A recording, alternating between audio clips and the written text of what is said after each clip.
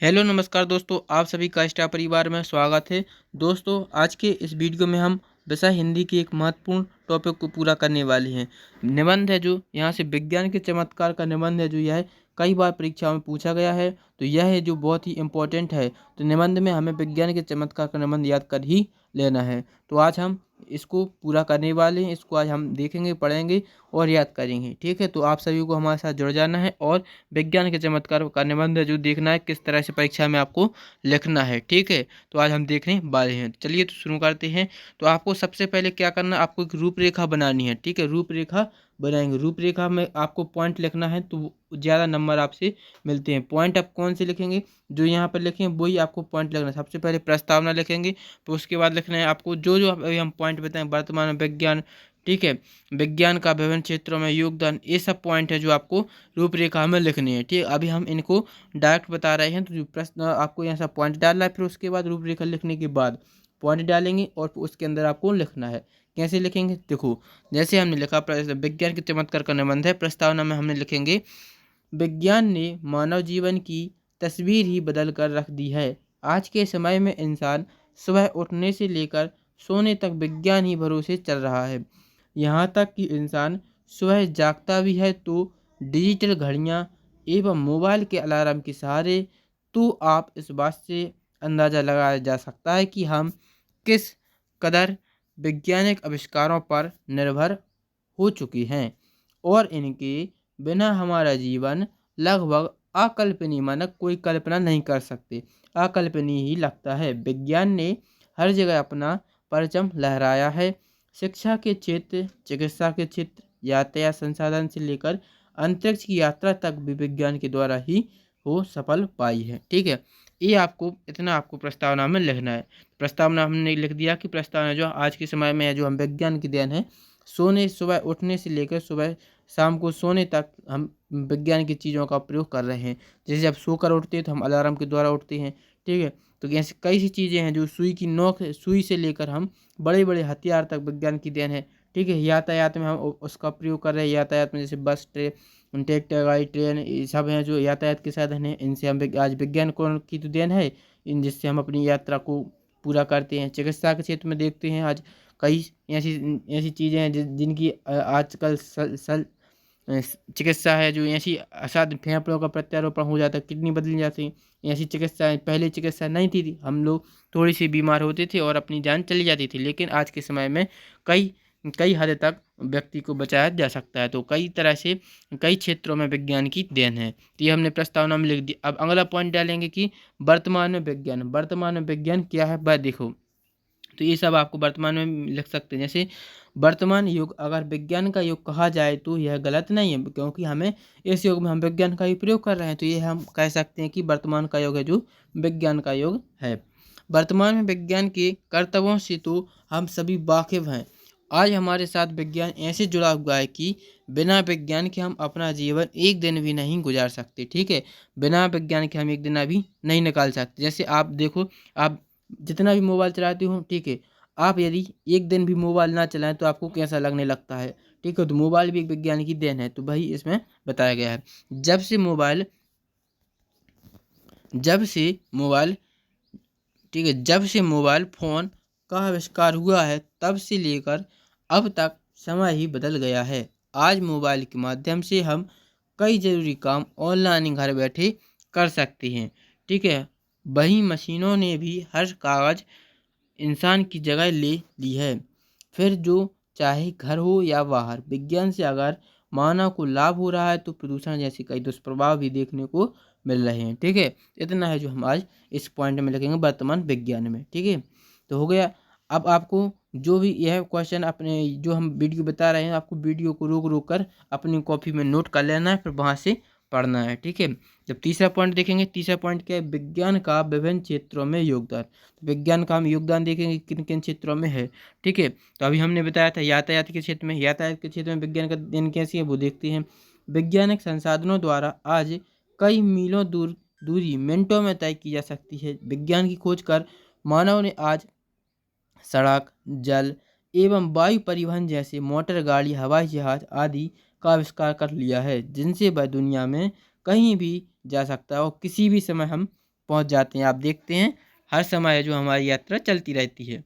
शिक्षा के क्षेत्र में देखो, शिक्षा के क्षेत्र में है जो शिक्षा जो कि मनुष्य के लिए आवश्यक है, वहाँ तो विज्ञान का उपयोग होना ही था। स्मार्ट क्लास द्वारा आज शिक्षा और भी आधुनिक तरीकों से प्रदान की जाती है। वही कंप्यूटर और मोबाइल का उपयोग करके विद्यार्थी ऑनलाइन देश दुनिया के शिक्षकों से शिक्षा ले सकते हैं। आप देखते हैं मोबाइल से हम किसी भी व्यक्ति की वीडियो देख सकते हैं। एक बेहतर से बेहतर टीचर हमारे सामने पढ़ाते हुए आ जाते हैं, थोड़ा सा हमें उनको सर्च करना पड़ता है।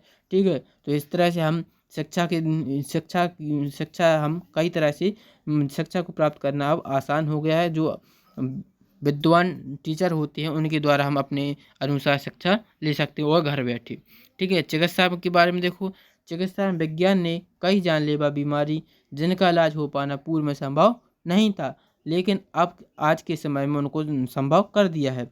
वही हार्ट ट्रांसफ़र, मतलब heart transfer, test tube baby जैसी तकनीक से कई निसंतान लोगों की माता पिता बनने का सुख भी प्राप्त प्रदान किया गया। ठीक है, तो चिकित्सा के जो पहले असाध्य बीमारियां थीं जिनका निपटारा नहीं किया जा सकता, लेकिन आज के समय में उनको भी निपटारा हो सकता है। ठीक है, मनोरंजन के क्षेत्र में विज्ञान की देन देखो, मनोरंजन के बिना मनुष्य का जीवन नीरस सा लगने लगता है, तो फिर यहाँ विज्ञान कैसे छूट सकता है। इंसान ने यहाँ भी अपने मनोरंजन के लिए टेलीविज़न, रेडियो, एफएम, मोबाइल जैसी चीज़ें बना डाली हैं। तो मनोरंजन है, आज के समय में हम मनोरंजन कैसे कर रहे हैं, रेडियो से गाना सुनते हैं, मोबाइल देखते हैं, मोबाइल से हम अपनी मनपसंद की फिल्में देखते हैं, रील्स देखते हैं। ठीक है, टेलीविज़न, मनोरंजन, कई तरह से हम अपने मनोरंजन करते रहते हैं। ठीक है, आगे देखो कृषि के क्षेत्र में, कृषि के क्षेत्र में भी विज्ञान की बड़ी देन है। कृषि के क्षेत्र में आज कई आधुनिक तकनीकों को खेती करने में इस्तेमाल किया जाता है। आज के समय में खेती बाड़ी करने के लिए ट्रैक्टर आदि उपकरण और खाद बीज पदार्थ बनाए जाने के लिए कई फैक्ट्रियां उपलब्ध थीं, लेकिन पहले के समय में तो नहीं था। पहले के समय में तो हम बैलगाड़ी से ही उनको हल से किसान हैं जो जोतते थे और काफ़ी मेहनत करने के बाद अपनी फसल आती थी। लेकिन आज के समय में बहुत सारी मशीनें हैं चल गई जिनसे अब हमें ज़्यादा मेहनत नहीं करनी पड़ती है। जैसे ट्रैक्टर है तो ट्रैक्टर से हम अपने खेत की जुताई कर लेते हैं, कटाई कर लेते हैं। ठीक है, हार्वेस्टिंग हो जाती है, लेकिन पहले के समय में इतनी सुविधाएं नहीं थीं। ठीक है, तो इस तरह से हमें कृषि के क्षेत्र में विज्ञान का देन महत्वपूर्ण है। अब देखो अगला पॉइंट बनाएंगे विज्ञान के लाभ और हानि। विज्ञान से हमें लाभ क्या है और क्या हानि। देखो कोई भी चीज़ है उसमें दो तरीके होते हैं, या तो उससे लाभ होगा और उससे कुछ हानि भी होती है। एक सिक्का है, सिक्के की भी दो पहलू हैं, यहाँ पर लिखा है। जिस तरह हर सिक्के के दो पहलू होते हैं, उसी तरह विज्ञान के भी अगर लाभ है तो कुछ हानि भी हैं, जो कि इस प्रकार हैं। लाभ और हानि को हम देखने वाली हैं। अब विज्ञान से लाभ कौन कौन से वो देखते हैं। विज्ञान से लाभ जैसे विज्ञान के कई संसाधनों एवं उपकरणों द्वारा जटिल से जटिल कार्य आसान हो गए। इसके सबसे बड़ा लाभ तो यह है कि इनसे किसी भी कार्य के बिगड़ने की संभावना कम होती है और समय की भी बचत होती है। जिस काम को करने में इंसान को हफ्तों महीने लग जाते थे, लेकिन अब हम उस काम को कंप्यूटर आज कई मिनटों में कर देता है, वो भी बिना किसी गलती के। वहीं विज्ञान ने मानव से संबंधित हर कार्य क्षेत्र में अपने पांव पसार रखे हैं। यातायात, संसाधन, चिकित्सा विभाग, शिक्षा क्षेत्र, लगभग हर जगह विधान ही है। बिजली द्वारा संचालित उपकरणों का उपयोग घर की रसोई से लेकर कल कारखानों में किया जाता है। इस तरह विज्ञान हर क्षेत्रों में मानव कार्यों को संपन्न करने में सहायक है। ये तो हो गए हमारे विज्ञान के लाभ। अब हम देखते हैं विज्ञान से हानि। तो विज्ञान से हानि कौन कौन से वो देखते हैं। विज्ञान से हानि, यूँ तो हर जगह विज्ञान ही है, लेकिन मानव ने विज्ञान का सहारा लेकर जिन कृत्रिम चीज़ों का आविष्कार किया है, वो आज मनुष्य जाति के ही गले का फंदा बन गई है। वैज्ञानिक उपकरणों और तकनीकों ने दुनिया को प्रदूषण जैसे भयावह अभिशाप दिया है, जिससे आज ग्लोबल वार्मिंग, स्वास्थ्य संबंधी घातक बीमारियां और भी ना जाने कितनी समस्या हो रही हैं। वहीं अगर देखा जाए तो बेरोजगारी, ठीक है, बेरोजगारी जैसी समस्याएं भी विज्ञान उपकरणों के ही कारण हो रही हैं। कर्मचारियों की जगह कंप्यूटर, रोबोट और विज्ञान तकनीकी ने ले ली है। इस तरह से देखा जाए तो विज्ञान के लाभ के साथ बहुत भी हानि है। ठीक है, तो आज के समय में विज्ञान के कारण ग्लोबल वार्मिंग बढ़ रही है, प्रदूषण बढ़ रहा है, क्योंकि हमारे जो विज्ञान की जो द्वारा जो दी गई गाड़ियाँ हैं जिनसे हम अपनी यातायात सफल बनाते हैं, तो उनके द्वारा जो प्रदूषण निकलता है, धुआं निकलता है, उससे वातावरण प्रदूषण हो रहा है, ग्लोबल वार्मिंग बढ़ रहा है। और सबसे बड़ी समस्या बेरोजगारी है।